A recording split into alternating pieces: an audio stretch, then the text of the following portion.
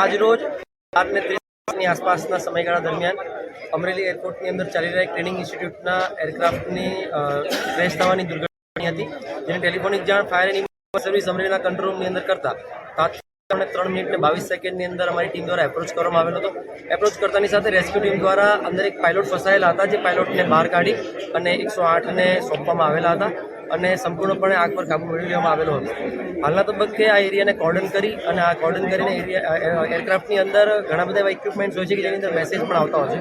જેવા બ્લેક બોક્સને ભૂતી અને અત્યારે અમે વહીવટીતંત્રને સોંપવાના પ્રયત્નો અમે ચાલુ છે. સર, આ રહેણાંક વિસ્તારથી આજુબાજુમાં સર્ચ કરવામાં આવ્યું કંઈ કોઈને બીજી નુકસાન ઈજા થઈ હોય? આ એરિયા રેસિડેન્શિયલ એરિયા શાસ્ત્રીનગર છે, જેના કારણે સર્ચિંગ કરતાં એક પાછળનો ફેટલ થયું હોય એવું અમને જોવા મળેલું છે. બાકીનો સંપૂર્ણ એરિયા સલામત છે એવું અમે રિસર્ચ કરીને.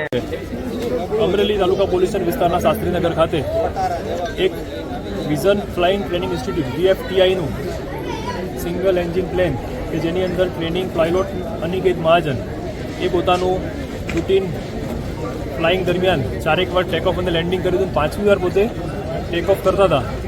એ દરમિયાન કોઈના કારણસર મેં ડે કોલ આપ્યો અને થોડી વાર એને ખબર પડી કે એમનું પ્લેન અહીં આગળ ક્રેશ થયું છે. તાત્કાલિક fire, police, revenue department, disaster department સ્થળ પર પહોંચ્યા, એને તાત્કાલિક રેસ્ક્યુ કર્યો. હાલમાં સ્થળ સિક્યોર કરવામાં આવ્યું છે અને એમની VFTIની પણ ટીમ આવેલી છે. બનાવનું કારણ જાણવા માટે આગળ પ્રોસિજર ચાલુ છે. પાયલોટની સ્થિતિ શું છે સાહેબ? હજુ હાલ જોતા પાયલોટ મૃત્યુ પામેલ છે.